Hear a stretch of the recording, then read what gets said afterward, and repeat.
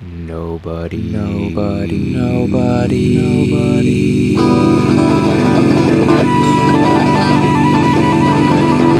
Nobody reads short stories. Hello, everyone, and welcome to another episode of Nobody Reads Short Stories. You can find all of our previous episodes at nobodyreadsshortstories.com, and we are also on YouTube and Apple Podcasts and Spotify and wherever you find your podcasts. So, a quick a trigger warning for tonight's story. This story does involve suicide, so listener and viewer discretion is advised. So here is Craig Sabin reading The Slush Pile Demolitionist by Les Zig. The Slush Pile Demolitionist by Les Zig. Week 1, Monday. Constance Towers wasn't what I expected from a senior editor at a boutique publisher. In her gaudy pea poncho, faded pink jeans, and open-toed sandals, she might have been a thrift shopper. Her small face was lost in a mass of coppery hair, her eyes magnified behind a pair of oversized violet square-rimmed glasses. She might have been as young as 25 and as old as 45, some timeless literary nymph who now held me in her scrutiny. "So you're studying?" she asked from behind her pitted oak desk. Her office was books. Books on bookshelves, piled in teetering towers on the floor and crammed on the window pane, and manuscripts, bound, unbound, and fanned on her desk and filing cabinets and the small aquarium with its kaleidoscopic collection of fish. "Professional writing and publishing," I told her. "Do you see yourself in publishing?" "Well, I'd love to make it as a writer, obviously." Just in case it wasn't obvious, I'd written novels, short stories, articles, and even a couple of screenplays, the lot of them now yellowing in my old rusty filing cabinet. In the vacuum a lack of success had created, and with growing dissatisfaction over my job, floor clerk at a tech warehouse, my partner had encouraged that at the ripe age of 35, I go back to school and study, learn to put my skills to another use. "But I feel I have the talent and experience to become an editor," I said. School had recommended me for this post, a 2-week placement with Veracity Publishing, a small indie publisher known for their literary fare. Veracity had probably chosen me due to my marks. I don't want to boast, they're all high distinctions. But still, I felt woefully out of my depth. "Veracity Publishing is dedicated to producing bold and innovative work," Constance said. "Perhaps you're familiar with some of the authors we've discovered." "Oh, yeah," I said. "Abdul Khatri, Penelope Christakis, Skip Lago, Eno Misden, Karen McCain." We talked about these authors at school. Except for Eno Misden, the others had enjoyed such success they'd eventually jumped to bigger publishers for the money and the fame, what many consider to be the dream. While they were attractive bonuses, they weren't why I wrote. I was still trying to work that out. "We're working on Eno Misden's new manuscript," Constance said. "Perhaps you'd be interested in reading it after you've settled in." "Sure." "Well," Constance said, "Mr. Stiegler isn't here this week." Stiegler was the boss. The prospect of facing him was daunting. Meeting the boss for the first time always was. Constance was intimidating enough. "But he left a note here suggesting we find a bit of reading for you to do." She rose from her chair. "Do you know what I mean about reading?" "The slush pile." "Exactly. Our unsolicited submissions. We're one of the few remaining publishers who still have a slush pile." She led me from her small, cluttered office to the equally cluttered main floor. The 6 desks whined for mercy under a deluge of paperwork, boxy old computers, and personal knickknacks.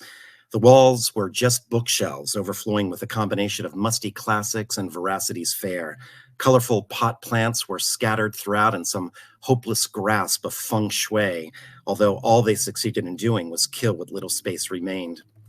We picked our way through to the desk in the furthest corner. The piece de resistance to the clutter was a mountain of big yellow envelopes that constituted the slush pile. I wanted to plant a flag in it and declare it Mount Slushmore. Of course, a flag would mean I'd conquered it, and I doubted that was going to happen. "It's not that hard." Constance grabbed one of the envelopes. "We still request hard copy submissions. People get lazy with email. If they're going to submit to us, we want them to put effort in. Show us they're serious."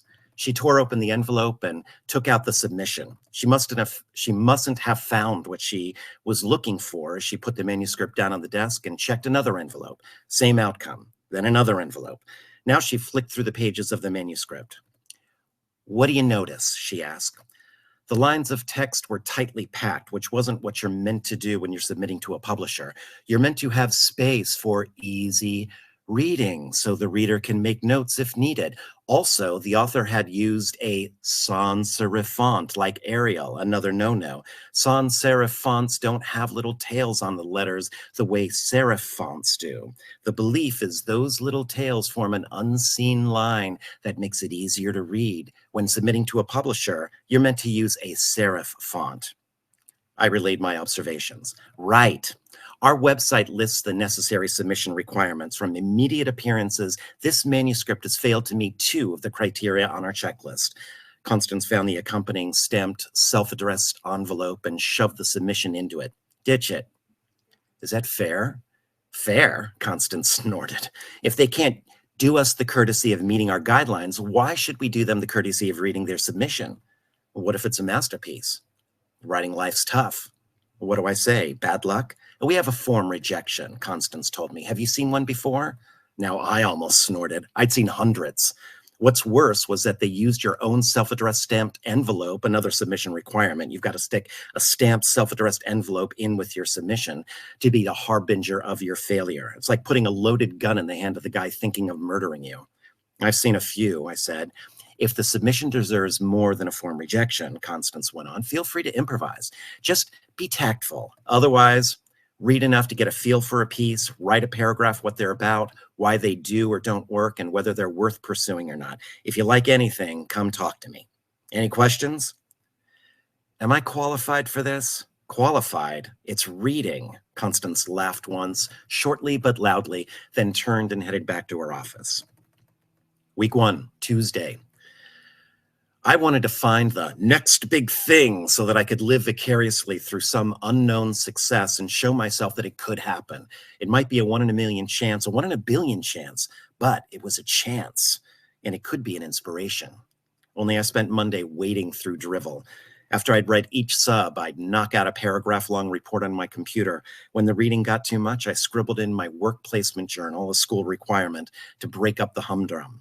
Tuesday morning was a little different. Worse, the subs were unending. Constance came around and dumped a whole stack of new submissions on my desk. How many people were writing and submitting? So it was read, read, read. After lunch, I wearily picked up the next sub, a thriller entitled In From the Cold. The first chapter was okay, yay, introducing a spy who'd been excommunicated, but had been asked back to deal with, and that's when it happened. Turning the page too quickly, I tore it. I blinked. I shouldn't have been concerned. The page could be reprinted, but what did it say about the publisher if they were so careless with the submission? I was surprised to find I was oblivious to the fact that I was indeed oblivious.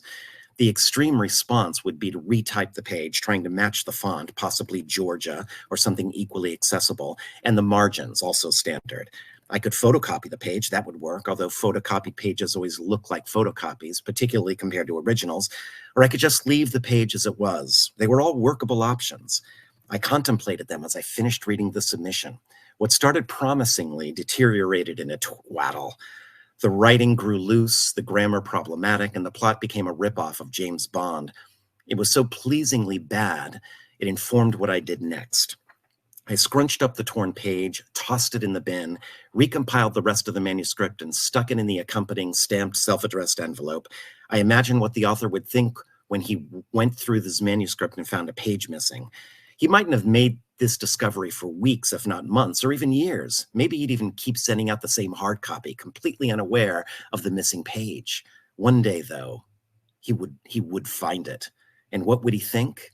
That the missing page was the cause of the manuscript being rejected? That he'd unwittingly self-sabotaged? I finished the form rejection, which only required me inserting the author's name in the title of the submission, printed out a copy, sat back, and looked at the slush pile with a new appreciation. Week 1, Wednesday. Dear Tom, his name was Tim, but what better way to shatter him immediately, particularly given I could pass it off as a typo. Thank you for your recent letter enclosing your manuscript. Even better, the letter was personalized, but the rejection was form. We have viewed and considered your manuscript. I read a chapter and a half. Unfortunately, we have decided not to make an offer of publication. Not unfortunate for us, but for Tim. Thank you once again for writing to us, and we wish you every success in placing your manuscript elsewhere. I cannot believe how bad your manuscript is, I would have liked to have written. So much of Mount Slushmore's bounty read as indulgent. Authors so misguided by the belief of their own genius that they put little work into their craft and less into the revision. They read like first drafts of a sixth grader had peddled out the night before homework was due to be turned in. I knew this with certainty because I'd once had the same outlook. It must have been a rite of maturation as a writer. Now I revised endlessly, only to be equally unsuccessful. But I held on to the hope that there would be something to wow me, something that could be my hope. Week 1, Thursday. Constance liked mismatching. Today, green corduroys, a black vest, and a silk lavender shirt with puffy shoulders. It was easy to underestimate her because she didn't fit the stereotype of some exec. Come with me, she told me. Where? I asked. But she was already off, forcing me to jump up and canter to catch up. We spoke about Eno Misden the day you arrived, she said. Eno Misden was a poster boy for students and faculty at school, a writer and poet, funny how those two things aren't synonymous, carving out a niche in the literary community. He'd come to talk at an industry function once, a jittery coat rack with a disproportionately big larynx, who was typically, if not predictably, goth, dark, depressing, doomed. Facsimiles swarmed the hallways of school, peons to a stereotype. They weren't poets, they were peots. Veracity Publishing had picked Eno's sub from the slush pile 5 years ago. That debut novel and the follow-up had been critical successes that had placed well in awards and heralded Eno as a talent for the future. Have you read either of his books? Constance asked. Eno wrote literary fiction, angst-ridden characters coming to grips with being so angsty while trying to find their place in the world. I prefer genre fiction, heroes saving the world and stuff like that. No, I said. We exited the Veracity loft and weaved our way through the parking lot to Constance's battered red Volkswagen. She didn't pick up the conversation again until she reversed out of her spot as if it had catapulted her. She then shunted her way into the busy morning traffic.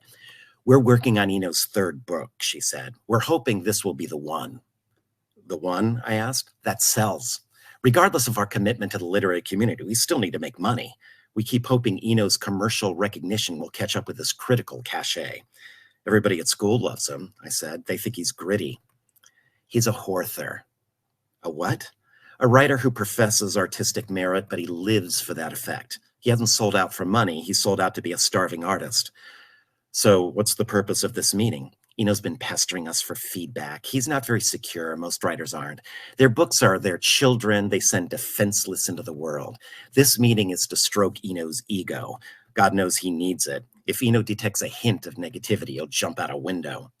Should I be coming to this thing? To be educational in how to handle authors, that, and in what you shouldn't become.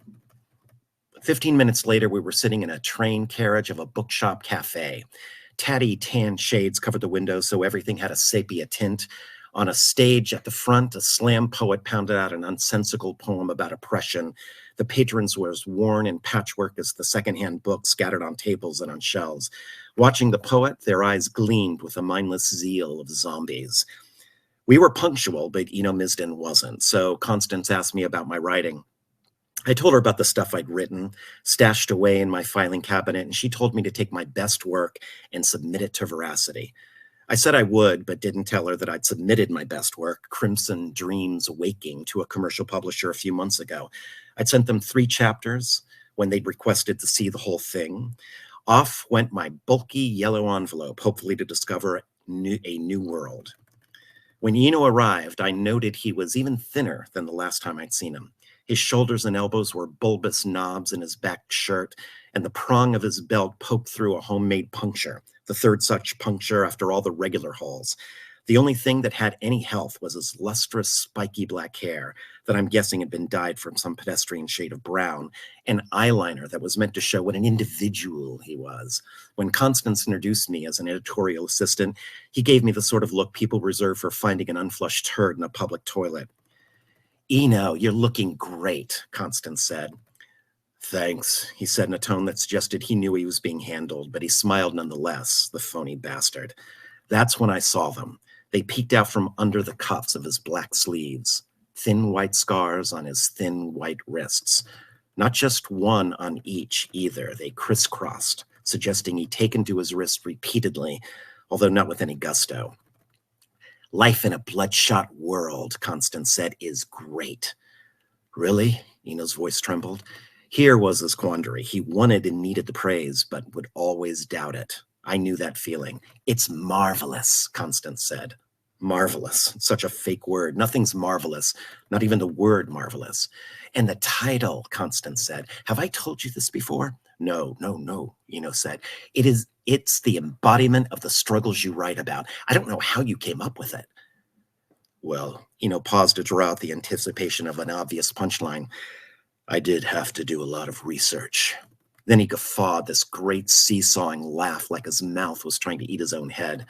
For the next 15 minutes, Constance mindlessly praised Bloodshot World. Eno would have had to be an idiot to not know he was being flattered, although I didn't discount the possibility, but he lapped it up like the unrelenting phony he was. The meeting ended with handshakes, a smile from Eno in my direction. The unsightly turd had been flushed, or perhaps he just closed the lid on it, and the promise that Stiegler would meet with him the following week. Week 1, Friday.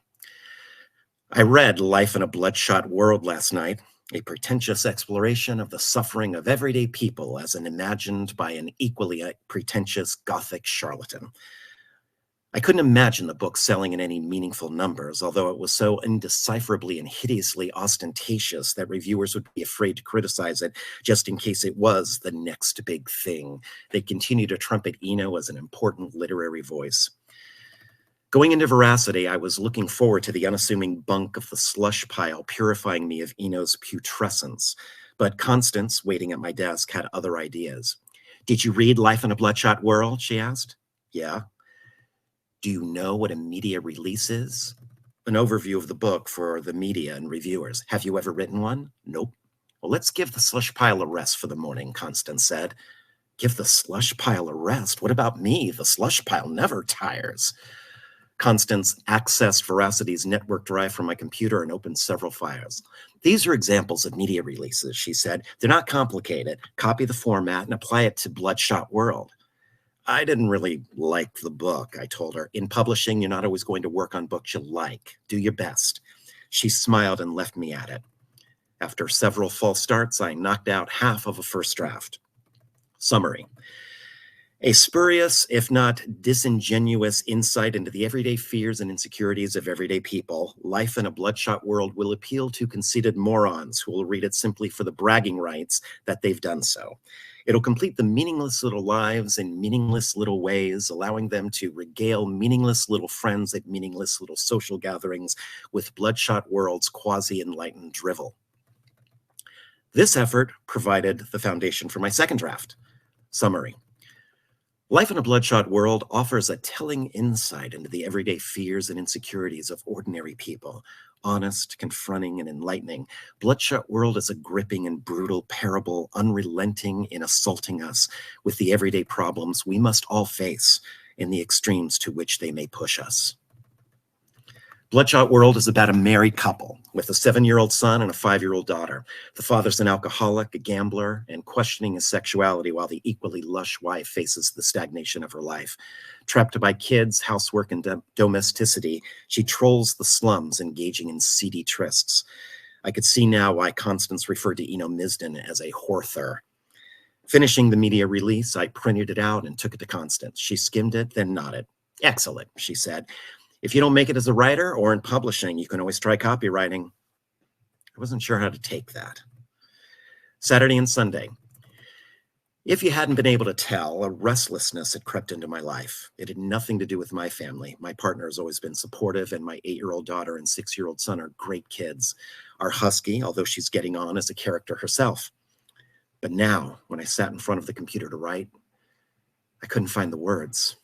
The slush pile reflected my own hopes. Maybe I just wasn't good enough. Maybe I was just like all those poor saps I rejected. Of course, a publisher requested my full manuscript. My partner was much more excited about the prospect than I was. I was guarded. I didn't want to go all in, like this was the only hand I had remaining. But it was beginning to feel that way. Week 2, Monday. If you took Santa Claus out of his red costume and plunked him in a tweed suit and a leather beret, that would be Stiegler. His snowy hair had been tied back into a ponytail. His black shoes were pointed. He swept in this morning, exchanging jovial greetings with everyone. The dread I felt had less to do with him and more to do with the expectation that soon I'd have to meet him, the boss. I buried my head in Mount Slushmore. The submissions kept coming in. No wonder so many publishers stopped accepting unsolicited stuff. But there was a gleefulness I extracted from the drivel. I was meant to read enough to get a feel for a submission. Sometimes this meant I had to read all of it, 3 chapters and a synopsis. Other times, I didn't have to venture so deeply. As was the case, for example, with A Hero's Journey and Back Again, a fantasy epic, well, an intended epic. It began, A Hero's Journey and Back Again. Chapter 1. After years in the West, the hero Trebor finally returned to the homes of his fathers. A hero of quests beyond count, Trebor had fought heroically in wars and crusades. A lesser man, a lesser hero, may have succumbed, if not to the physical ardors of battle, then to the psychological deterioration encouraged by death and despair. But one thought had always sustained Trebor. Italin. She was his love, his life, a reason to live. Without her, Trebor knew he never would have found the strength, to be a hero. That was as much as I needed. My report. A Hero's Journey and Back Again. Underwhelming fantasy fare featuring Trebor, who was apparently a hero. His journeys into the lands of the West and the battles he must fight and quests he must achieve before he can be with his one true love, Eason. Poorly written. What I didn't glean from the paragraph I read, I got from the synopsis provided with the manuscript. If you think such a snap judgment was horrible, consider this. Moving forward. 1. Lisa. Lisa was a zany. Zany, really. That immediately prejudiced me against the story. The rest of the submission fortunately made a good case for prejudices. A trinkling of submissions, however, verged on good, leaving me thinking that with lots of sympathetic editing, they could be something. That's all some of these writers needed, guidance and a chance. I took one sub I enjoyed to Constance, a story of magical realism where a beleaguered homemaker begins believing she's a sorceress. Constance read it while I waited, saw the potential, then told me it would need too much nurturing. You can tell the writer's not quite there yet with their craft, she said. It'd take years of going back and forth to get it to a publishable standard. We just don't have the resources, unfortunately. But maybe one day the writer will get there themselves. Maybe. So I went back to my desk and rejected. Between the arbitrary rejections and the sabotage, I became a petty despot, intoxicated with power, qualifying it with the rationale that when I did find something good, I would kick it up. Week 2, Tuesday. A big shadow fell over me in Mount Slushmore. I thought it was Constance with another deposit of submissions. Nope, Stiegler. We'd missed one another yesterday. Presumably he was busy catching up on everything. Well, hopefully not everything. His scrutiny was, in itself, inscrutable. This inexplicable thing that running his own publishing house had abstracted. How well had he learned to read people? Did he know what I'd been doing? Was he wondering how this mature-age student was surpassing the reading quota met by his previous readers? You want to come into my office? He asked. His office was bigger than Constance's, and bare other than for an oak desk, the phone, a Mac laptop, and 2 chairs.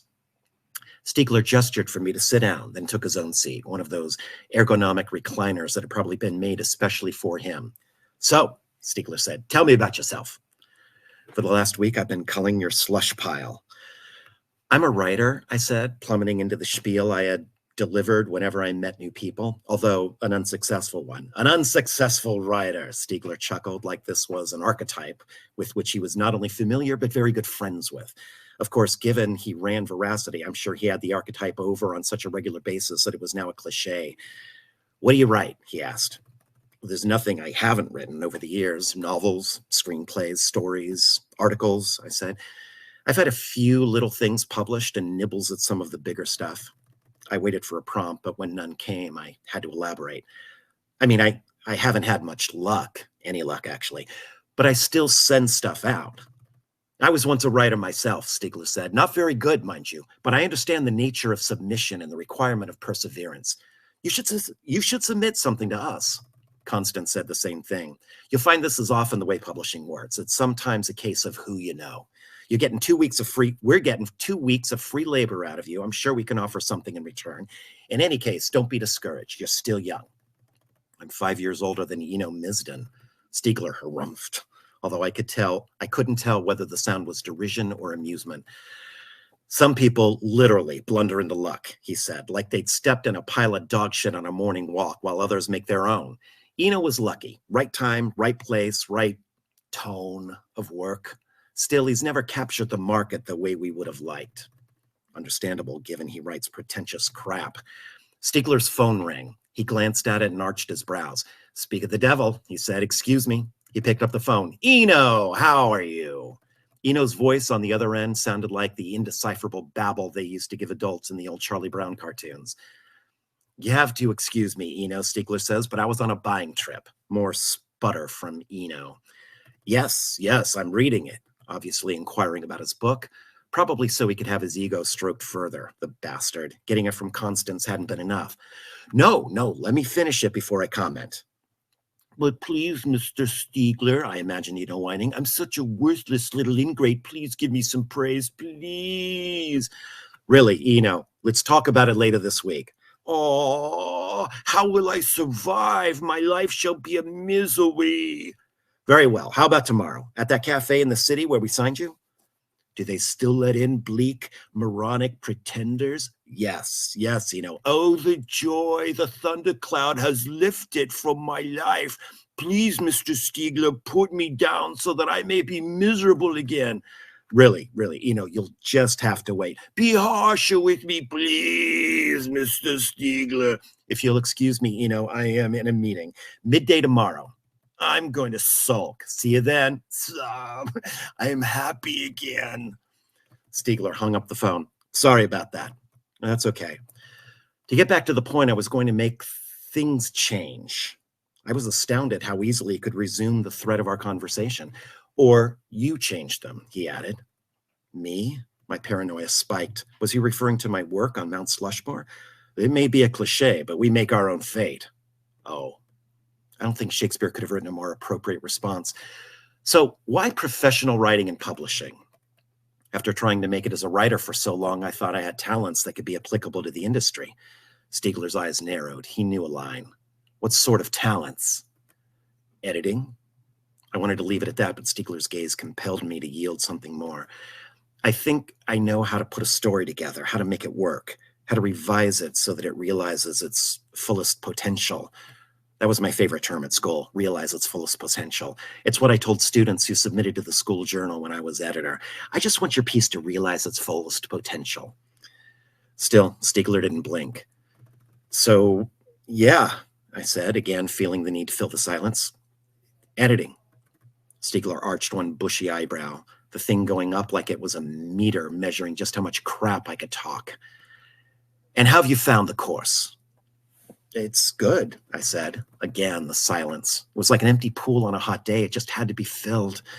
I mean, I think I had a pretty good grasp of things going into the course, but I've learned stuff. I left it hanging, hoping Stiegler would move on. He didn't, the bastard. Important stuff, I offered, but no good. Stiegler still kept quiet. The bastard. And it's good talking to like-minded people. It's like when I was at high school, I was always the loner, the weird kid. I think because I wanted to be a writer while everyone else was doing teenage stuff, I was reading or lost in my imagination, wanting to write stories. Stop me, please. But now it's like a whole school full of people like me. Well, not just like me, but close enough. I guess maybe I'm surprised by the talent of some of them, and to think there'll be more next year and the year after that and so on. Constance tells me you've done wonders with the slush pile. I've done something, all right. Thanks, I said. She's impressed by your reports, Stiegler went on. She thinks they show real insight. However, you haven't kicked anything up for consideration. I just haven't really read anything, I said, now conscious not to speak too slowly, too quickly, or to stammer, which deserved it. I showed Constance one. She said the standard needed to be higher. Indubitably, Eno's first book was, in fact, the last slush pile submission we accepted, and that was 5 years ago. The percentages of that acceptance almost made me shudder. Could you see yourself working in an office like this? I hated myself for thinking it, but is this where people went when they didn't make it? Like that old saying, those who can do, those who can't teach. Would landing in a job like this be a capitulation? It was a lofty thought I wanted to crush as arrogant, but it scared me all the same. I guess, I said, I'm not really used to office life. I think you'd excel, Stiegler said. Think about it. Thanks. Stiegler got up and thrust his hand across the table. It's been a pleasure to meet you. I rose and shook his hand. You too, sir. And meant it. Week 2, Wednesday. Numerous little cafes and restaurants shared the same alley promenade. You couldn't tell which sets of tables belonged to what establishment. And it was so packed, I got a sense of everything and everybody around us closing in. Poor Eno bobbled at our table like a pathetic windsock, but Stiegler beamed as if the lunchtime hubbub powered him. Eno's manuscript, the pages curling, the corners dog-eared, Stiegler's keys sitting on top as a paperweight, was nestled among our empty plates and glasses, arguably the most unpalatable thing on the table. I've been worrying, Eno said, once we'd finished eating and the pleasantries were out of the way. Worrying? Stiegler asked. About the book. You always worry, Stiegler turned to me and chortled. He always worries. Such a perfectionist. So you like it then? Eno asked. Eno. Eno leaned forward the way a puppy might try to coax a caress from its owner. Eno, this is... Yes, Mr. Stiegler, yes? Just not good enough. Not good enough? While it brims with potential in its current state, it's too self-important and dense. Slumped, a scarecrow who just had its stuffing ripped out. The weirdest thing was the fist-pumping elation I felt. Constance said it was going wonderfully. And Miss Towers is a soft touch. Let's talk realities. Your last 2 books, everybody loved them, nobody bought them. We need a book everybody loves and everybody buys.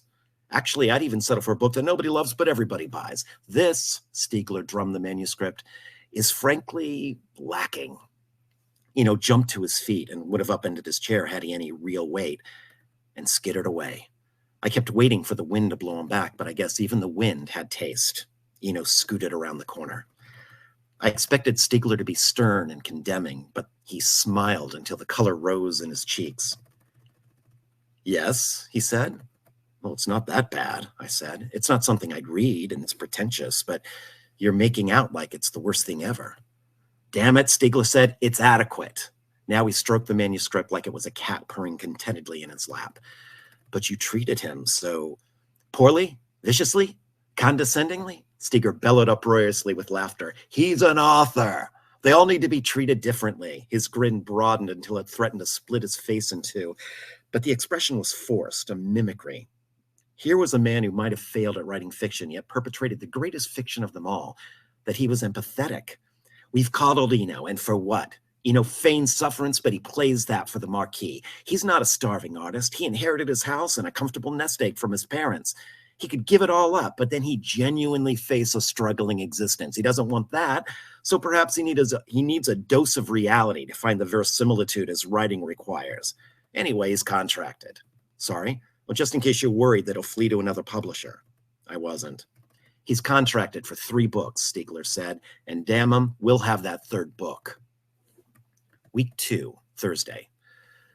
bulky yellow envelope, but it didn't belong to Mount Slushmore. It poked out of my mailbox slot like an impudent tongue mocking me. Bulky yellow envelopes meant only one thing: rejection. If the publisher had accepted my manuscript, they'd call me or email me. They wouldn't be returning my manuscript in that death warrant of a yellow envelope. I snatched it out of the mailbox and tore it open. There was no dread, no anticipation, no anything. Years ago, my heart would race, my hands would tremble, and I'd pause before opening the envelope, savoring the possibility of success. Time, rejection, and repetition had destroyed that excitement. My eyes went straight to the body of the text. Thank you for giving us the opportunity to consider your manuscript. We read it with interest, but I regret that we will not be making an offer of publication. We do not feel we are the right firm to successfully publish this book.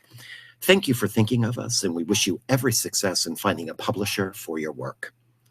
2 thank yous to neuter my hopes. He must have enjoyed doing it, the bastard. I inferred bliss in every word. And sure, here was the moment I had an epiphany, empathizing with the author of my rejection letter, this moment of enlightenment, acknowledging what I'd been doing and repent or whatever, but it didn't happen. I went into veracity. Mount Slushmore was bigger today, and now it didn't seem as unconquerable. Today, I was planting my flag. Week 2, Friday. Well, Stiegler. I sat opposite him in his office. He was nothing but unflinching sternness now. He might have been a judge weighing up the merits of delivering the death penalty to a hapless defendant. Would you care to explain the work on the slush pile? Yesterday, I'd gauged submissions solely on instinct, an artiste who used all forms of munitions, instinctively evaluating the competency of the prose, the word choices, the name choices, the shape of the text on the page, the font used to blow the crap out of the slush pile. I'd wanted to find that one quality submission that would reaffirm my dreams. Stiegler had said the last slush pile submission they'd accepted was Eno's first book, and he was a fake. That's not what I wanted. There had to be something real. Stiegler's phone rang. I jolted. Stiegler remained unmoved. His phone continued to ring. He picked it up and listened. Wait, he said. I'll be right there. Relief. He'd be right there, which meant, come with me, Stiegler said. What? Stiegler led me to his tan Merc in the parking lot. The model had to be 20 years old, but was as close to pristine as maintenance would allow. An air freshener shaped like a pine tree hung from the rearview mirror, the scent cloying. Where are we going? I asked. Stiegler started the car, the engine purring to life. Sorry, cliche, but I couldn't help it in my frazzled state. Eno's having problems, he said. What sort of problems? Problems, Stiegler said, navigating the car into busy early morning traffic. I wanted to push it, not because I was interested in Eno, but because it would mean we were talking about anything but what I'd done. But I didn't have the courage to try Stiegler's mood, so we said nothing for the first 15 minutes as Stiegler drove into the leafy inner suburbs, our only accompaniment, some opera that played from the stereo. The LCD display identified it as Wagner's Götterdämmerung. I just started to feel the littlest bit comfortable when Stiegler took a deep breath like he was cocking his mouth to fire a barrage. Veracity Publishing stands for something, he said. We want to enhance our literary culture. We want to look outside mainstream avenues and promote innovation and originality. The slush pile is one of our best resources to discover brave new authors. Brave new authors? What do they do? Fight lions? But the thought had no wit. The air freshener scent grew nauseating.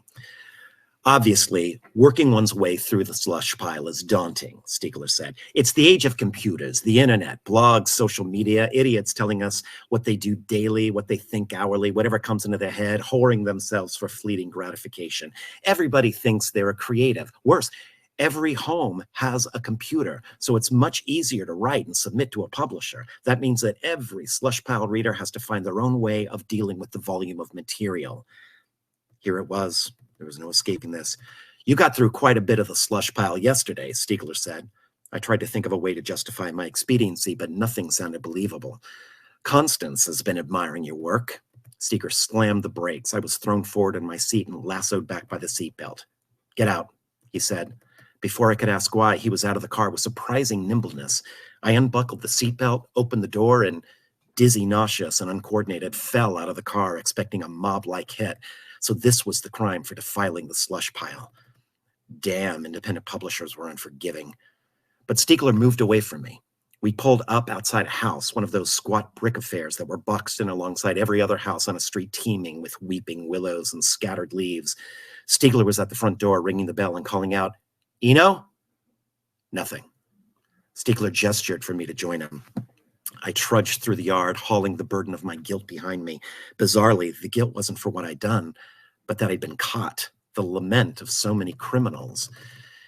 "Eno," Stiegler said again, as he now not only rung the bell, but also thumped on the door. But still no answer. He tried the doorknob. It turned. He swung the door open, then stopped. As I arrived on the porch, I saw why. 2 streams of blood stole down the length of the hallway's floorboards. "We should call the police," I said, but Stiegler was already on the way in. I didn't want to follow, and even made a conscious decision not to. But there I was, tiptoeing behind Stiegler. He moved with surety. Morbid fascination drove me. The blood ran from an archway, leading into what turned out to be the lounge room. The decor was old, gaudy green velvet couches, a mahogany coffee table, and a pastiche woolly rug, and a line of family photos on the mantel above the fireplace. Various vases, lamps, and ceramic knickknacks sat on end tables. It wasn't the room of a Gothic writer, but a snapshot into the past, Eno's past of middle-class suburbia, replete with warmth, familiarity, and love. A recliner faced the TV, the only 2 contemporary items in the room. On the recliner's armrest sat a thin, pale arm, Eno Misden's arm. The wrist was slashed so deep that it exposed bone. Blood trickled from the wound and pooled upon the floor. I couldn't see the other wrist because of the recliner's backrest, but I guessed it must be the same given the second stream of blood. Stiegler grabbed the recliner's headrest and spun the chair to reveal Eno Misden. He was paler than ever, his eyes frozen in curious astonishment. In his lap rested a disheveled printout of his manuscript. A bloody straight razor sat on the cover page and a splotch of blood. I imagined how it had played out. Stiegler had shattered him the previous day, not just shattered his confidence, but him, Eno Misden. So Eno came home and tried to reconcile his life and his work, genuinely suffering. He manically worked on his manuscript until late last night. He printed it out and reread it, doubting the quality of every word. Come the morning, the insecurity is too much. So Eno fetched his straight razor. The scars emblazoned across his wrists rebuked him as a phony, so he decided to do it for real this time. He picked up his phone, sitting on a small end table adjacent to the recliner, rang Stiegler, and what? I didn't know, but he indicated to Stiegler there was a problem. He wanted to show Stiegler that he was for real this time. Then Eno hung up, cut himself to the bone, and bled to death. "Call the police," Stiegler said. I don't know where we are." Stiegler pulled out his mobile and called the police as I sat on the couch. This was meant to be a work placement, and yet here I was unraveling, and had been unraveling, if I were honest, from the moment I'd walked into Veracity. Was this the end you faced when you made the wrong beginning? When you realized that everything you thought was real wasn't real at all? The cops came, as did the paramedics, and even a few reporters. But Stiegler handled the lot so clinically, they may have bored him. Maybe they did. Maybe this is all in the fine print of his job description. It was late afternoon before we were dismissed. Stiegler filched Eno's bloody manuscript, then drove us to Veracity to the same Wagner opera. It must have been on loop. The offices were empty, a relief. I didn't know if I could face anybody else right now. In my absence, Mount Slushmore had grown. Good on it. There was one unassailable truth. People kept writing. They took their lives, their dreams, and their fantasies and tried to wrestle them into a coherent narrative. For what? To tell their story, to share their story, for fame, riches, self-gratification, all of the above. I kept doing it despite my lack of success, and only now, in the wake of Eno's death, found it wasn't because I desired any of that, but I wanted to share and connect with people in a way I usually didn't. Unlike Eno, I wanted to find that truth in myself. "Sit down," Stiegler said. I sat at my desk. Stiegler planted Eno's manuscript on another desk, then wheeled out the chair, dodging around a pot plant full of purple and yellow pansies, so he could sit opposite me. He gestured at Mount Slushmore. So here it was. Despite everything that happened today, I still had to face my crimes. "You know," Stiegler said, although now he was quite conversational, I was saying before, everybody's a writer. No matter what they do in life, no matter how capable they are, no matter how imaginative, they all try. Do you know what that means? Lots more tripe? Yes. Stiegler's voice was a gleeful whisper. Lots. Somebody needs to be the silent guardian, the watcher at the door, the last vestige of quality control. Somebody needs to uphold literary integrity while the digital world drowns us in muck and shit and irrelevancies. Why bother with a slush pile at all, then? Because there will be that diamond in the rough. Stiegler grinned, a caricature of joy that escalated into a combination of malice and relish. I like your work on the slush pile. I like it a lot. It's not enough to reject these pretenders. They have to be discouraged. They have to be stopped. And you are doing that. What if... No! Stiegler jumped up so abruptly that his chair rolled back into the desk behind it. Don't question it. The ones who want to write will keep coming back. They won't be able to help themselves. That's who writers are. Well, genuine writers, true voices. You know that, don't you? He was seeing inside me. Despite my rejection, despite my despondency, I would dust myself off and keep writing, keep submitting, because that's who I was. I'd done it before, and I'd do it again. Let the pretenders fall, Stiegler said. You just have to recognize the uncut gems. And if I get it wrong, leave that to marketing. You can sell anything if you want it bad enough and are prepared to make sacrifices. Sacrifices? Like Eno? Had he been a sacrifice? His suicide would popularize his book and be a launch pad into bestseller strata. Had Stiegler manipulated Eno to this very result? Could he be that cold and calculating? Did I drive Eno to suicide, Stiegler said. That's what you're thinking. I nodded slowly. What do you think? I couldn't believe anybody could be so heartless, but I caught those glimpses of Stiegler's ruthlessness. Had I made more of them than they are? Or hadn't I feared them enough? Right now, I was too confused to make sense of it, but if I sorted through it, I was sure I would find an answer. The question was whether I wanted to face that answer. I looked uncertainly at Eno's manuscript on the other desk. Stiegler must have read my indecision. His eyes were unblinking as he nodded once. Your placement finishes today, he said, but I want you to work for me when you finish your schooling. I can understand how this unfortunate experience might have soured you, but if not me, if not Veracity, I'm willing to recommend you to a publisher of your choice. He clapped me on the shoulder. You found your place, at least for now. Smiling, he took Eno's manuscript, entered his office, and closed the door. For a long time, I gaped after him. Then I turned to the slush pile, grabbed an envelope, and opened it.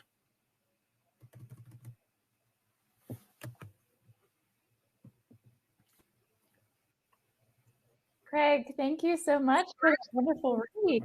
That was so great. It was a fun one to read. So very thankful to have Craig today to read this story. Just to give you a little bit of background on Craig. Craig is a screenwriter with a background in sketch comedy. He created and co-wrote the long-running zombie radio show podcast. He teaches screenwriting at USC, that's the University of Southern California, and is currently writing a book on Monty Python. He has helped lead the Studio Cities Writers Group for the last 20 years. Craig, as always, thank you so much for lending your talent with us. Thank you, Megan, and thank you, Les. Great fun. All right, so I want to introduce our special guest tonight. I'm very excited to have her on the show. This is Christine Sneed, who we actually featured on we featured one of her stories on an earlier episode of Nobody Reads. And I will just, before we bring her on, I will read you a little bit about Christine's plethora of projects and books that she has going on. So Christine Sneed's most recent books are the story collections Direct Sunlight and Please Be Advised, a novel in memos. Her stories have appeared in the Best American Short Stories, O. Henry Prize Stories, Plowshares, New England Review, the Southern Review, and many other publications. She teaches fiction writing for Northwestern University's NFA program in the School of Professional Studies, where she is also faculty director, and for the Stanford University Continuing Studies. You can also find Christine on Substack under the name Bookish. She has a plethora of resources there for you, as well as very wonderful and inciting conversations with writers. And Christine is so impressive. We could do an entire episode on her. But if you'd like to do a deep dive into her varied works and her other projects, you can find her on her website, christinesneed.com. So let's bring on Christine. Morning. Good morning, Christine. Thank you so much for joining us. Oh, it's really fun. I love talking about short stories. So thank you for asking. Absolutely. I love that. When I was actually reviewing all of your books and things, one of the things that I really love about your work and the work that you do is that love for short stories that really comes through when you look at the projects that you do and the interviews that you do. It's very clear that you have that love.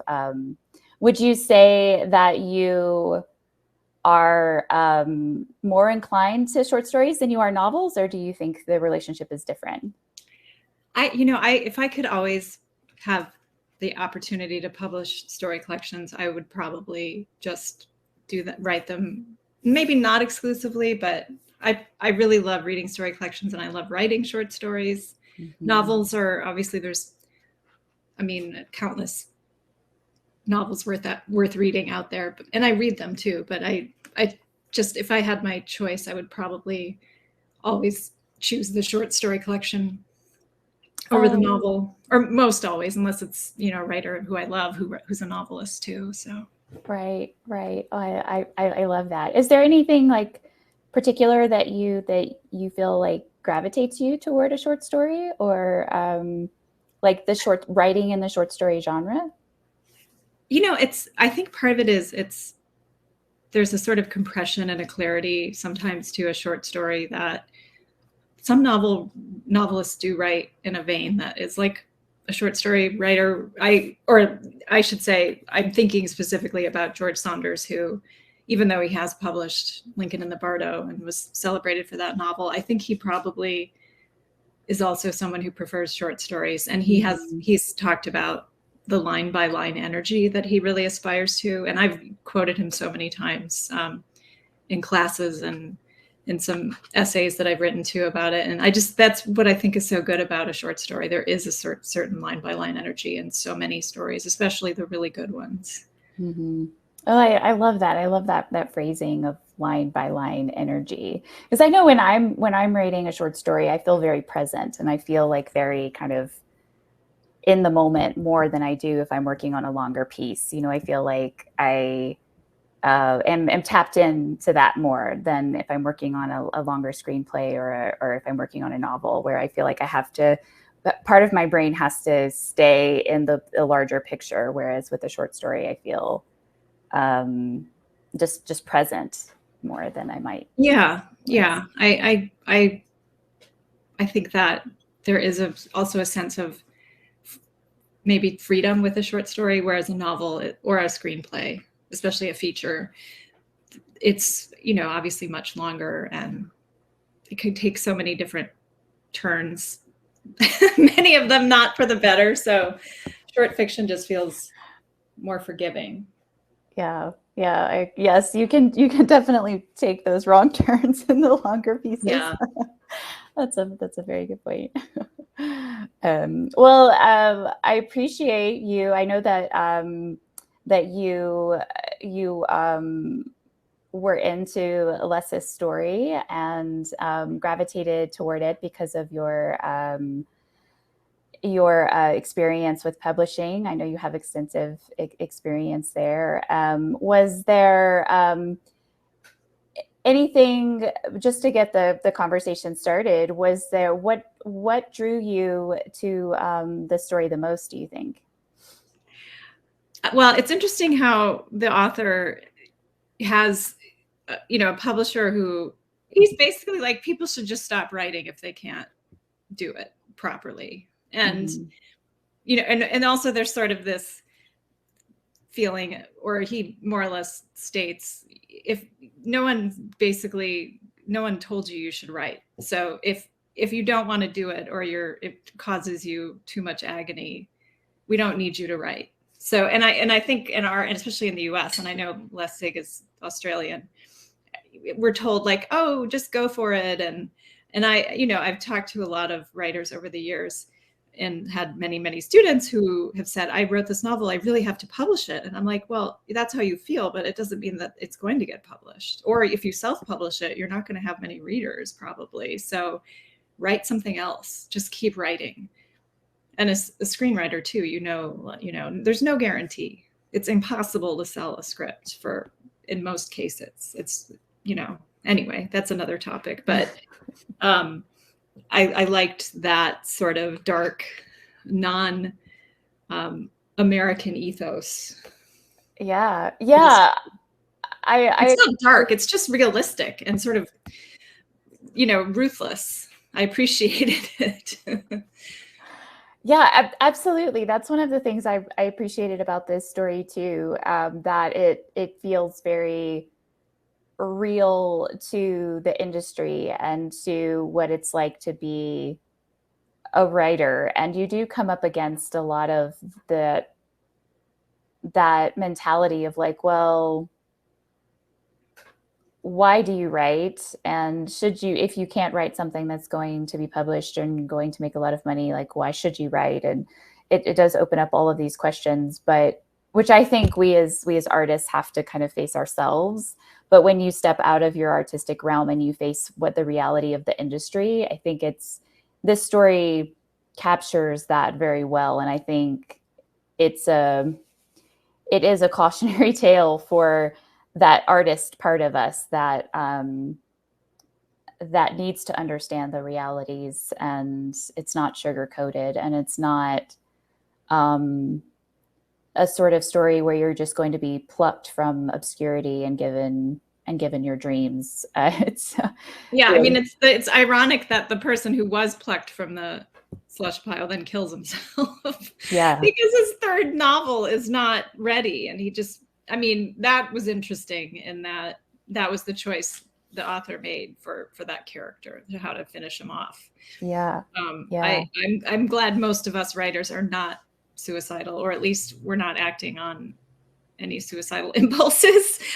But absolutely, yeah. No, but I think the artistic temperament and the, depending on where you are sort of in your life or in your mental state, you know, being a writer and hearing certain things can put you in that state. And some of us survive those darker moments, and then some of us don't. And I do think that it's interesting that it is his third novel, because I think especially in America, we're also under the impression that once you have one book published, or if you have one success, then you're successful forever. It's a static existence. Whereas we know as artists, every project, every story, every screenplay you write you're going to start from square one, and there's no guarantees that the next one is going to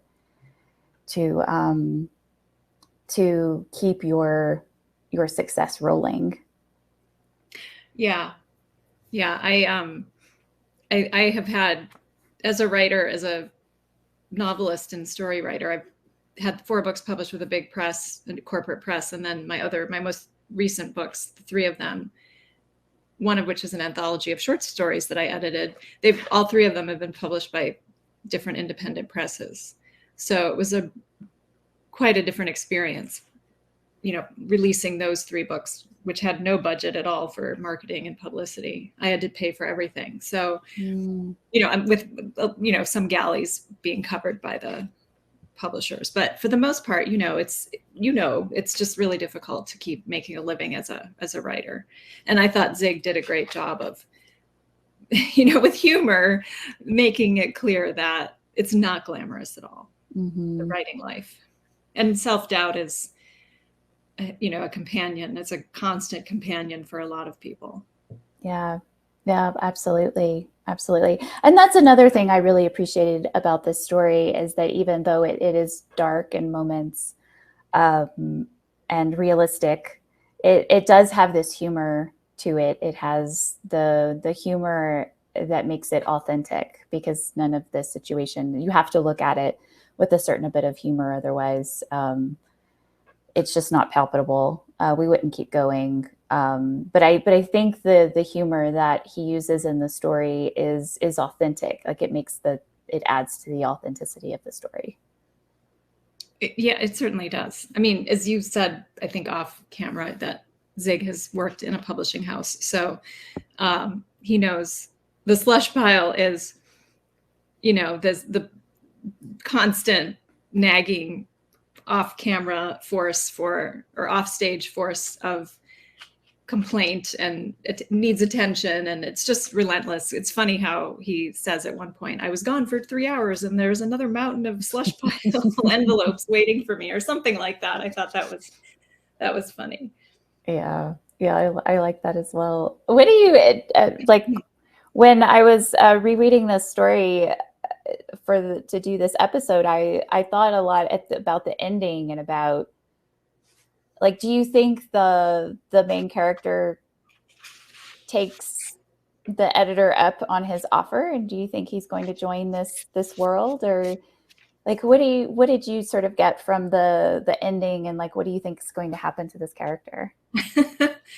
Well, I think one thing that's interesting is you can pretty much infer whatever you want. I mean, I think I'd be curious to know what the author wanted us to think, if anything specific. My sense was he, for a while, I don't know if this is a man or a woman or a non-binary character, they just say partner. I don't think do we get their name? I don't think we don't even get their name. No. Right. So I wonder, I think probably if you were going to write a sequel, I would have this person, maybe they end up taking over for Ziegler. Like, I could see them, and then just really being known for being ruthless, but also like picking authors who he or she or they ends up championing, and they become successful. Because I think this is really a story in part about artistic integrity, and wanting to publish good books, but just finding that it felt to me like he's critiquing a lot of the stuff that's getting published by corporate presses. And I spend a lot of time thinking about that, because I teach a publishing industry class at Northwestern, and a lot of the stuff that's, as you probably noticed if you've been looking at any of the new releases, or, I mean, I get a ton of emails about publishing, and a lot from bookstores too. A lot of the books are, they have celebrity bylines. Memoirs are perennial. Celebrity memoirs especially are perennial bestsellers usually. And a lot of them are ghostwritten. Most of them are, unless the celebrity is in fact a writer too. I'm guessing, I think Steve Martin wrote his memoirs, as did Carrie Fisher. But I have a friend who's a ghostwriter here in LA.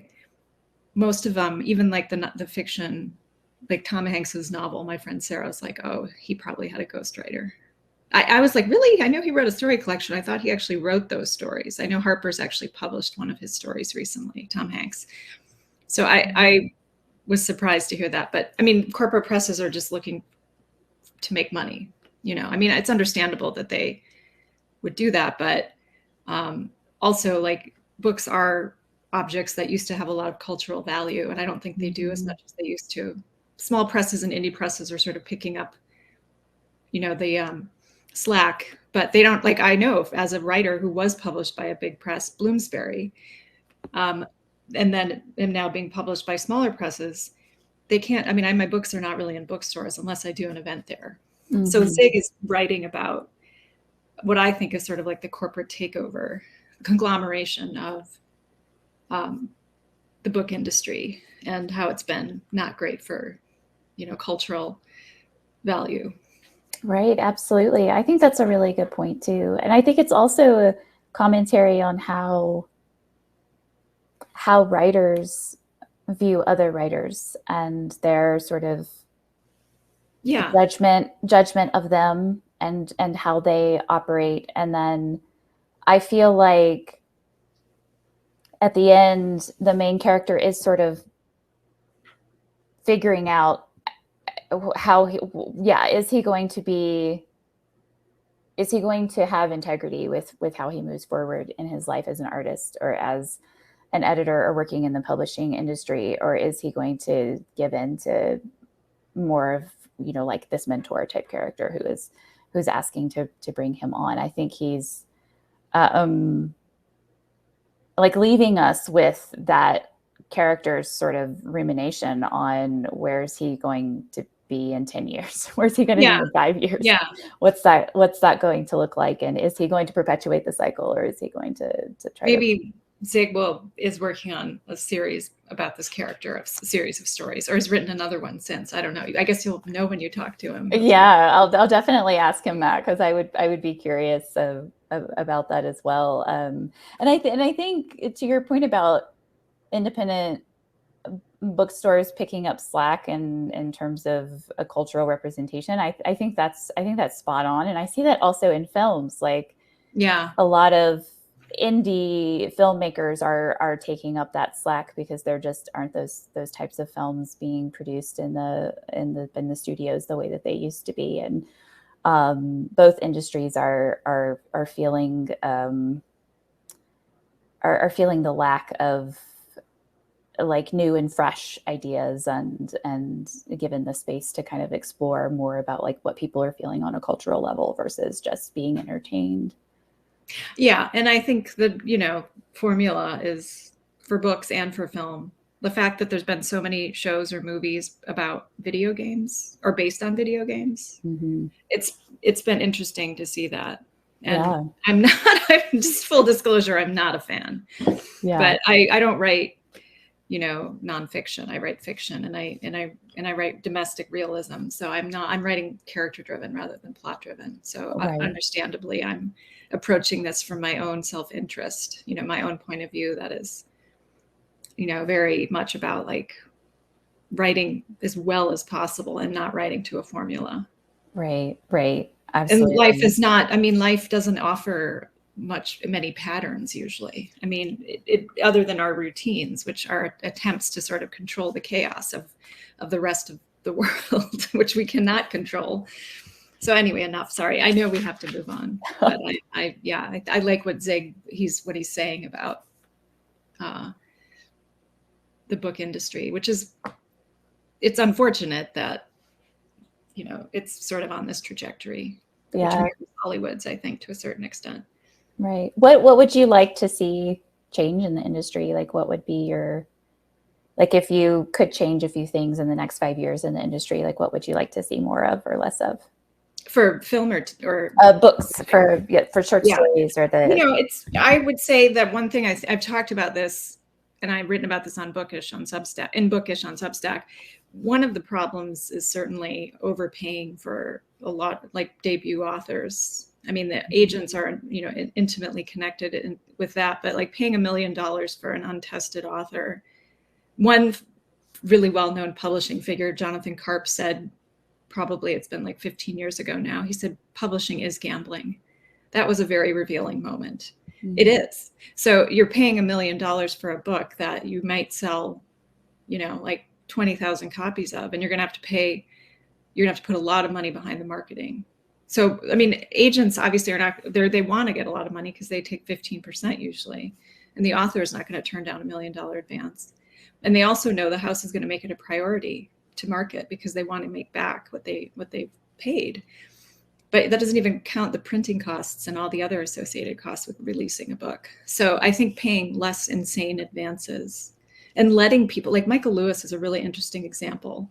He does not take an advance. He's paid entirely on royalties. Wow. Unless that's changed. I know him, and I know the last time I talked to him about it, he was not taking advances. Mm-hmm. His books earn. He's published by Norton too, which is the only independent New York press that is not. It's the only independent big market, big press. I think it's employee owned, and they've managed to resist conglomeration, unlike all the other houses that used to be more literary rather than commercial. Mm-hmm. So if they didn't pay way too much, also the hardback, publishing everything in hardcover with big presses, they do it because the margins are much bigger.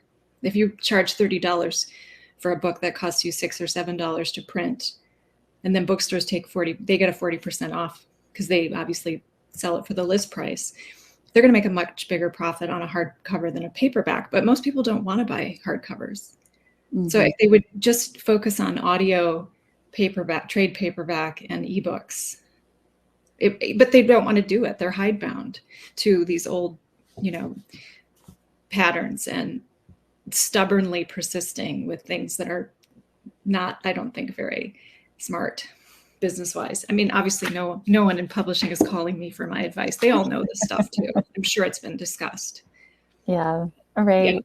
But I think that's another really good point, is that this industry is so entrenched in these old ways of doing it that it takes a lot to shake them out of even the like physical production of the book. Like right. It's a hardback, or and paper's a lot more expensive, and you have to cut trees, and our planet is not in good shape, and so it's it's a very, very complicated situation. But there's also things you could do. I mean, for one, stop paying millions of dollars. Like Prince Harry allegedly got a $20 million advance for Spare. Wow.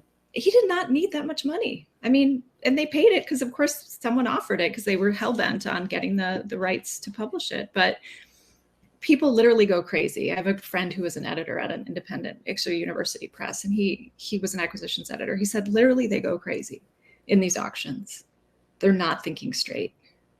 Wow. So, I mean, I'm not saying I would behave much differently if I were in their shoes, but there are people who are like Norton's doing a great job. Mm-hmm. So they don't anyway. There are ways to do it where you don't lose your mind and you're able to spread your resources around. And let writers who are actually writers, so buy my fucking books. Like I actually know what I'm doing. Right. So I'm just, instead I'm getting a $200 advance. It's great. I love my small press publisher who published my novel and memos, but I would like to be able to earn more of a living from my writing. Yeah. Even when I was publishing with Bloomsbury, my advances were modest, which was fine because, they published 4 of my books, but then they didn't sell enough copies. So you just know, I mean, most books don't sell more than 500 copies, literally. Right. Most books, even big press books. So there's just a lot of titles that are published that are not lead titles, and they just languish on the list for these big presses, and the authors are blamed. Mm-hmm. So, I mean, anyway, there are other points of view, certainly. But that's not that I'm not wrong either. Right. Well, Christine, thank you so much for joining us today for this conversation, and for participating and reading Les's story, and giving your expertise look at this story. For what it's worth, yes. And I realize you might have to have a clean podcast, and I just dropped an F-bomb. So that's okay. It's not the first time. Thank you for having me. And Les, congratulations on his story. So. Oh, thank you so much. I know he appreciates that. So now we're going to bring on the author of the Slush Pile Demolitionist, Les Zig. But before we do that, I'm going to read a short bio of him. Les Zig is the author of the novel This, which is published by Midnight Publishing in 2023. He also wrote Prudence, which is published by ECG Press in 2023. August Falling from Pantera Press. Just Another Week in Suburbia, also by Pantera Press, and Pride by Busy Bird Publishing, which was published in 2017. His stories focus on characters facing adversity, trying to find their place in the world. He's had 3 screenplays optioned and unproduced screenplays placed in shortlist in over 100 competitions. His stories and articles have been published in various prints and digital journals. His blogs, Often Yelling at Clouds, at www.leszig.com, and that's LESZIG. welcome, Les. Was there anything particular that was that you found difficult about writing this story and writing about this particular experience? No, I actually did write this when I was in school, so that's going again about 16, 17 years ago. And initially, it's now got a chronology where it just from beginning to end, but originally I just wrote it, it was all jumbled up. And first draft was just a massive spill. So I think this final draft that you have is like about half the size of what it was originally. Oh, wow. And there was a lot of, I don't know what you'd call it, a lot of extravagance about the original draft. But I mean, that's what the original drafts are there for, you know, to put something out there that you can then work with and reshape and give it some, make it concise and, you know, make it be the best of everything that's out there. So, no, it was like it spilled out. I think it helped me exercise a lot of my own frustrations at the time. You know, it's that sort of like that way we live vicariously through characters and other people's stories. So it just helped me get all that out there. And unfortunately, it just actually took some shape as a proper story because there was the other subplots and that also happening. Yeah, absolutely. Do you think in the story, you know, you have this character of an author who the protagonist of your story sort of sees as being this pretentious author, and you know that their work is pretentious and he's pretentious, and I love the conversation that that the protagonist of your story has in his head between the editor and this author and how he imagines he's reacting to it. Do you think that that author is actually that pretentious, or is it just the lens through which we're viewing this author? That's a good question. I think it's probably a combination of both. I think as far as that author goes, he became pretentious, I guess, in terms of what he was writing and putting out there. I mean, there's a facade there, which they sort of explain later, that he's living to maintain this affectation when the reality is, you know, he's not really struggling. He's not really the voice of the common people and that sort of thing. And that sort of goes to speak towards what I believe writing is. I mean, writing should be true to whoever the author is. You know, and that story can be anything. It doesn't have to be contemporary. It could be set, could be fantasy, sci-fi, whatever. I mean, there's a truth in all of that. And I think there's a delineation in that story between the narrator, who's actually unnamed. So I could see sort of, it's hard to actually describe. Right. But between the narrator who's trying to find a way to put his voice out there, and he's just constantly suffering knockbacks and, you know, facing obstacles. Whereas this other author, this pretentious author, is writing to a conceit because he believes it's what people expect. And it really sort of speaks to that, like, what is your truth as a writer? Right. And I love that. I love how you're exploring those complicated the complexities of being a writer and your relationship with readers and your relationship with your own art. And there's of course it's sad and it's devastating when the author takes his own life, but there's just such a like to see that need that he has, and to your point, he is playing to the masses and kind of playing to what he thinks people want. And so it always makes me think, like, what would he have written if he was writing from his true self? You know, would it have been the same, or would it have been something different? And I think that's one of the cool things about this story, is that it makes me think about those things. It makes me think about those complexities, and in a way that's like a way that allows me to look at both sides, to look at someone who's pretentious but also complex and lonely, and you know, there's no right or wrong in how you view these characters. No, I mean, I love ambiguity in storytelling, so it's always open for the reader's interpretation.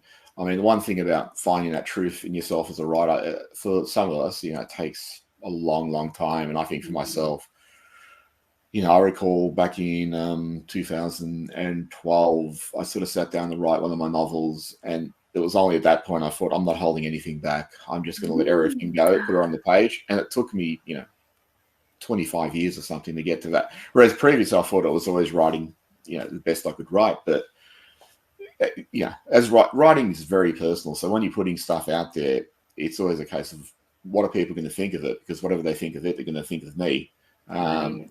And it's sometimes I find, like, I know I did it for myself, but also because I've worked as an editor, I find like authors hold part of themselves back because they're worried, what will my partner think? What will my parents think? What will my children, my friends, and that think of me writing this sort of stuff?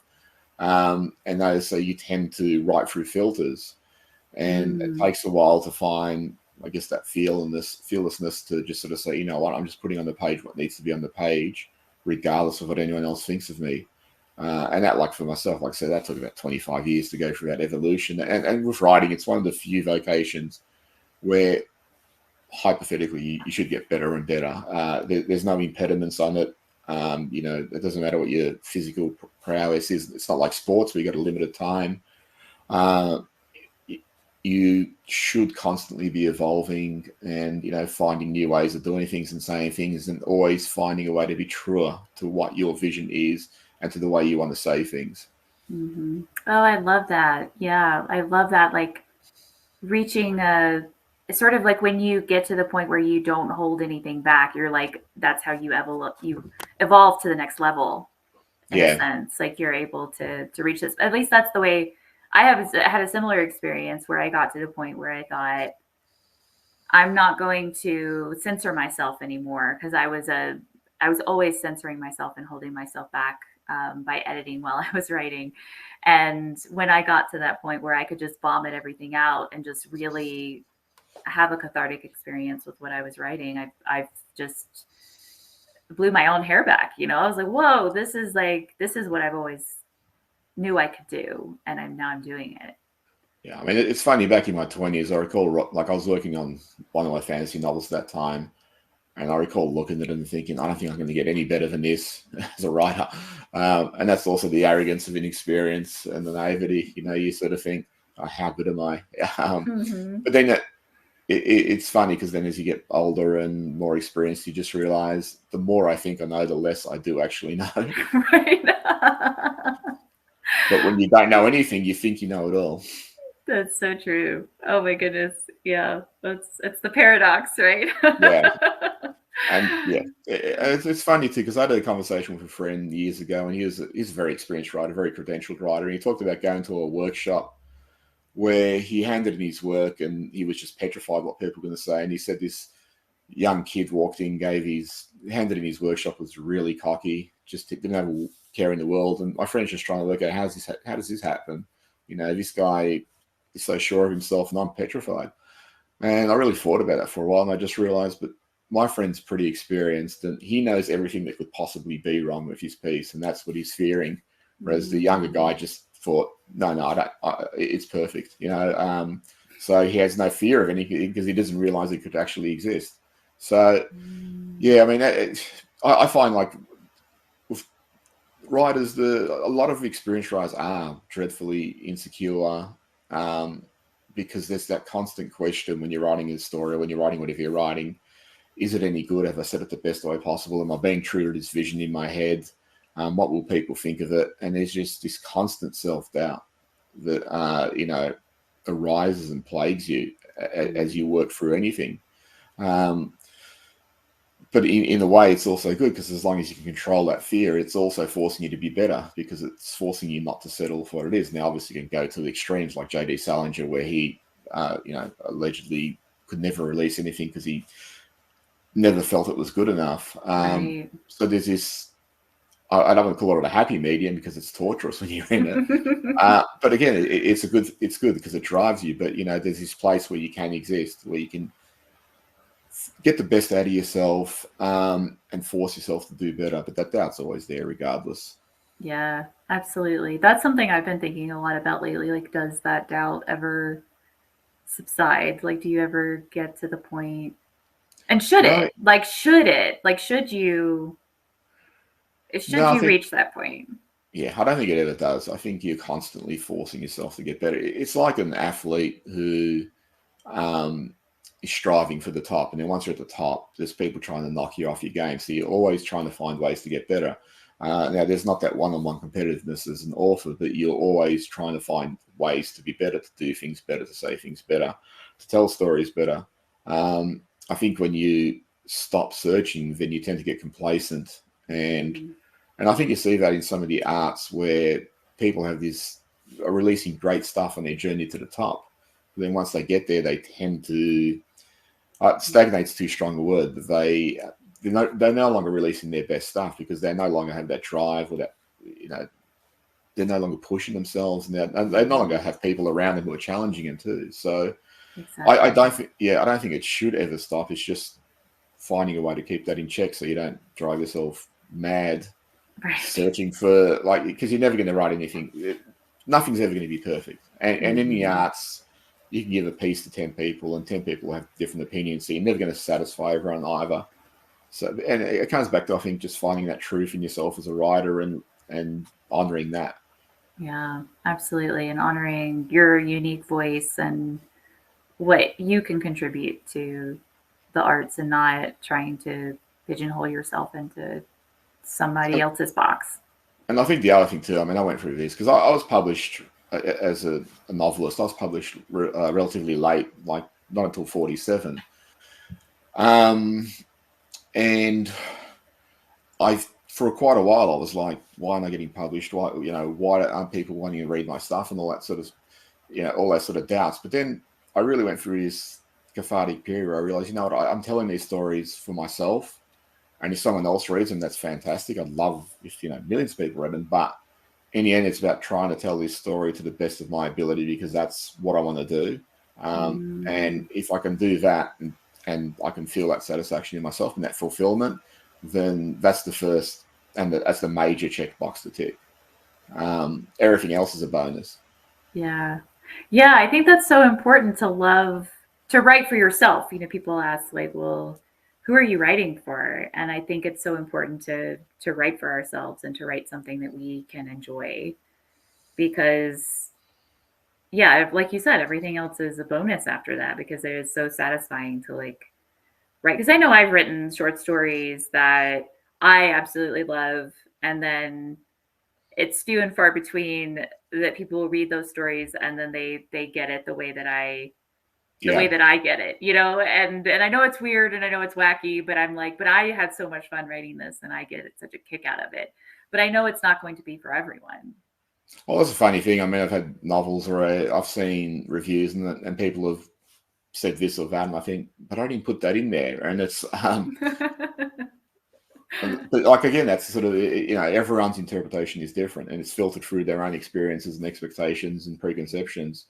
And then I've also had the experience where I recall years ago, one of the first short stories I had published, I sent 2 stories to a journal, and one I thought was fantastic, and the other one was a throwaway, and it was the throwaway one which got published. Wow. And so it's also that sort of, you can be your own worst judge too, because you don't know how stories are going to speak to people, and also just in publishing, a lot of things depend on timing too, about when's the story hitting the market, what are the trends at that point, what else has been out at that time. So, which is why I always go back to, writing is really about being true to yourself, because that's the only thing you can really control. Everything else, once the story leaves your computer, you have no power over. That's so true. Yeah. Yeah. What do you think about where we are right now in publishing, and do you have any advice or kind of thoughts for those who are seeking publishing? I think publishing is in a really interesting place, and I think it's going to morph more in the next 10 years because with the advent of print on demand, 20, 30 years ago, a self-published book looked like a self-published book. Nowadays, if you wanted to self-publish, or indie publish as we call it, all the technology is available to produce a book that's physically indistinguishable from something coming out of $1 million publisher. Now, of course, you have to put all the other components into it. You have to get it edited well and all the design work and all that sort of stuff. But I think what's going to happen now is you're going to get a lot of micro publishers popping up because people are going to be able to do it themselves. And I see when I'm submitting around and looking at publishers and that, they advertise we have distribution here, there, and I think that's the print-on-demand distribution, which is implicit in those facilities, which is fine. But it's really easy now to publish a book and to have it digitally catalogued on all the main retailers all over the world. Whereas 20, 30 years ago, you couldn't do that. If you published a book, you had to get it printed traditionally, which meant you had to get a distributor, get it in bookstores, which also meant limited reach. So I think the industry is constantly morphing. And you see audiobooks are now really a big thing too. It's something I think that's going to continue to change, but I think you're going to see more and more people who just say, you know what, and I know a couple of authors who've walked away from big traditional publishers to do it themselves because they didn't want to go through the rigmarole. So I think right now authors have more power over their own fate than any time in the past. And you do get books that have been self-published, like Andy Weir's The Martian's probably a really good example. Right. And that became an A-list movie with big actors like Matt Damon. And he could only do that because that facility existed for him to create that book as a self-published book. And there's plenty of stories of authors who are doing it themselves who are actually doing really well. And I think of publishers, and it's probably getting blacklisted forever, is they're always taking educated guesses on what they believe will sell, but they're just educated guesses. And in that phrase is the term guess. So it's still just a guess. And there's plenty of examples throughout publishing and all the other arts, music and films. There's plenty of examples of books that weren't accepted by multiple publishers, and then it was picked up much later and became a hit. And Harry Potter's always the best example of that. So it's really, and I went through all this, it's really easy to get discouraged. It's really easy to say, that's it, I'm quitting. And that's what this character in this story does. He's at that point where he just doesn't know where to go next. But I think right now, because of the way technology is, you do have avenues that if you want to pursue them to do it yourself, you could do it yourself. Obviously, as writers, we all have ego and we prefer to get published by a traditional publisher because there's a validation in that also that, for someone to say your stuff is accepted, we find it good enough to go out into the commercial market for us to put money behind it and industry behind it. But right now also, like I said, there's just plenty of options if you're not getting traditionally published that you could pursue and get your work out there. Right. Yeah. I think it's a real, like, there is a lot of power in the author's hands right now. And I also think about like the movie business as well. I think it's growing a little bit more. Like there's more and more production companies coming up and people are independently producing, and it's like people are taking that control back as well and not just in the publishing industry, but in these other industries too. And so I think it's, even though there's like some upheaval happening in these industries, I think it's going to work in the favor of creatives because we will have the ability to sort of make our own path in a way and figure things out with the tools that we have, to your point, we didn't have decades ago. Well, with something like self-publishing, with print on demand, theoretically, you could publish a book for free if you knew how to do design work and the layout and all that sort of stuff. Now, that's not saying you should do it for free. Like I said, if you're going to do it yourself, then get everything in place. Get an editor, get a designer, get people to help you make it look the best it could possibly look, and for it to be the best it possibly can be. I know of authors who've done it themselves, but then just thought, look, I don't care about the grammar or the spelling too much because the idea is so hot, it's going to just wow people. And it's like, no, it won't. Once people start spotting errors, then, I always sort of say, like, it's like when you read any book or see a movie, and then once you spot something, you think, oh, okay, that's not quite right. But you stay invested in it. But then if you spot something else, it's like, okay, I'm no longer invested in this. Now I'm actually looking for issues. So those sort of things puncture the suspension of disbelief and take you out of the story. And, it's like seeing a boom mic shot in a film. Right. This is actually a film. And we know it's a film. Isn't that conceit? It is a film. It's a conceit that we're investing in this world. But for the time we're investing in it, there's that suspension of disbelief. And once you puncture that, then you're taken out of the story and then start looking for issues with it. Mm-hmm. Yeah. Yeah, I love what you mentioned earlier about this relating to the protagonist of your story. Um, do you? This is something that Christine and I actually discussed. Was the like what happens after this story? Like you leave us in this ambiguous space of not really knowing where this character is going to go. Like, are they going to become like this editor they're working for? Are they going to have a shift? Like, do you see? Did you have a particular ending for them in mind and like where they're going to go after this, or what were your I, thoughts? I have a really good friend, Laurie Steed, is a great writer, and he years ago he's talking about third option stories. And so the first option is the character comes to a door at the end of the story and goes through it, and the second option is they come to the door at the end of the story and they decide not to go through it, and the third option is they come to the door and they let the reader decide did they go through it or not. Now, for myself, I'd like to think that the protagonist probably became a published author.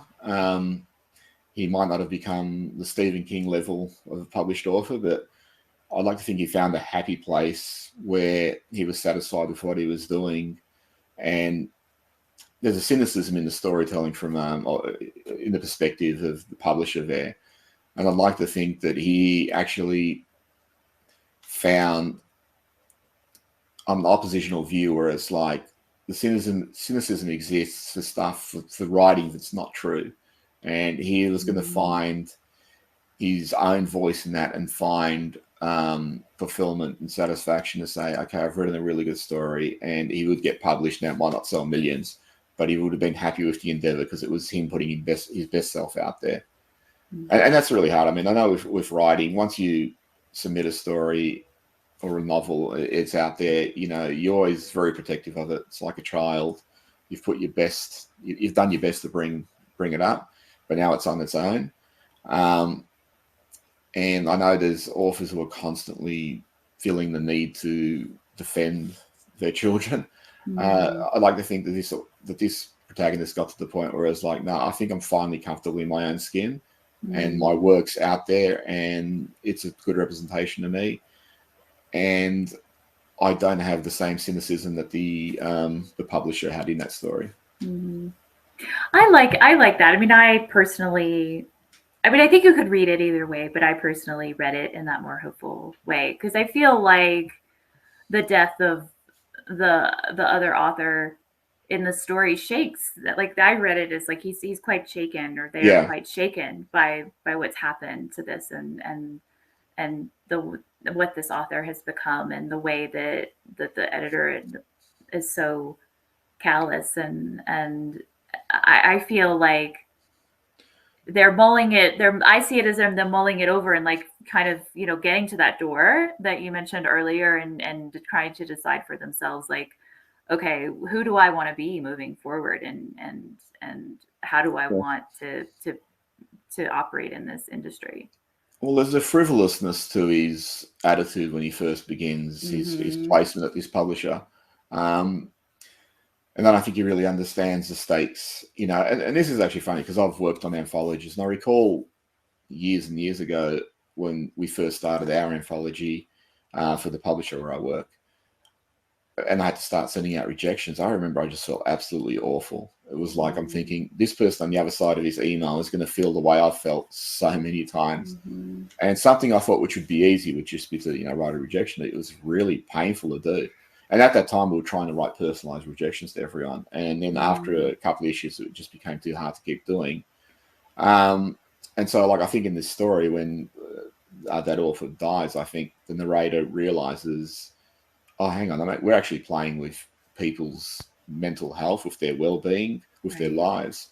And I think that's a very confrontational moment for him. And it's also just very cathartic for him to realize, I need to take this a lot more seriously than I am doing, because someone else is going to be responding to the way I act in relation to their submission. Right. And it is really hard because, you know, when you're working on journals and as a publisher and stuff, there is it can be a very disassociative process because you're really just dealing through letters and emails, and it's just text on the page and stuff like that. Like I remember when I was really sensitive, like I get rejected all the time, and I just think, okay, next place I submit. But it took me years to develop that thick skin. And I remember, like, I had some awesome rejection stories. In terms, like, I recall one publisher rejected me years ago and called me Leo, and that actually makes it into the story. It was a different name; he's changed it. You know, some years ago, I was rejected by a publisher, and I keep a spreadsheet of where I've submitted things, and I'm looking at it and thinking, I don't even have anything with this publisher, and they've rejected me. So oh my gosh. Yeah, and I emailed them, said, it must be doing well. You're rejecting me. I don't even have anything with you. And they said, oh, sorry, someone didn't tick off your last submission. I said, now you've rejected me twice. Oh no. The same thing. And I didn't even submit the second time around. So, but yeah, I understand, like, but when I was, really sensitive about this stuff, it really was demoralizing. So in his story, I think gets to a point where he realizes, hang on, it's not frivolous at all. You know, people are making life decisions based on how you respond to them. Yeah. So I think also, like, just as writers, we tend to be a lot more sensitive because we imagine that side of humanity so much more, and we're constantly thinking about stuff, and we're constantly living in a whatever we're doing. You know, I take a walk, I'm thinking of, where's this story go? What do I do with it? How can I make it better? And usually the response to that is, I think it needs more trauma. I think Poor characters. Well, this is, I've run workshops, and I say to people, if this is a job ad, if I said, hey, wanted somebody to put people through hell, to torment them, to take away everything that they love, to hurt them, to murder some of their loved ones, possibly, what's the name of the job? And it's either a serial killer or a writer. Right. And that's what, all stories are made up of obstacles and problems and all. That's what makes it interesting. We live vicariously through the characters, hoping they get to a better place, because by seeing them get to a better place, it inspires us to think, my circumstances might not be the same, but that's what I'm trying to do in life also. I'm trying to get to somewhere better, which is why stories talk to us and we connect to them. And we hold many of them so dear to us years and years after we've read them. Yeah, absolutely. Absolutely. Well, Les, this has been so great. Thank you so much for taking the time to talk with me today. Is there anything else you'd like to say before we? Just thank you so much for selecting this story, and this story too. Like I said, I wrote it 16 years ago or something, and it was published in the Dilly Doon, I don't know if I pronounced it correctly, review last year, and you guys have selected it to do it. So that's the other thing of writing. Sometimes it's just waiting and persevering and submitting, and people probably have this belief that you submit something, it gets picked up, and away you go. This story's taken like 16 years to get out there, so it is just perseverance at times. Yeah, absolutely. Well, thank you again, Les, and thank you for sharing this story with us and for sharing your thoughts and your time. And if you would like to check out more about Les's work, you can find him at his website. It's www.leszig.com. That's LESZIG. Thank you so much, Les. No, thanks so much, Megan. No one reads short stories anymore. I really don't know what they're written for. Go write a short story and throw it out the door. 'Cause no one reads short stories, funny, sad, or gory. No one reads short stories anymore. Yes, no one reads short stories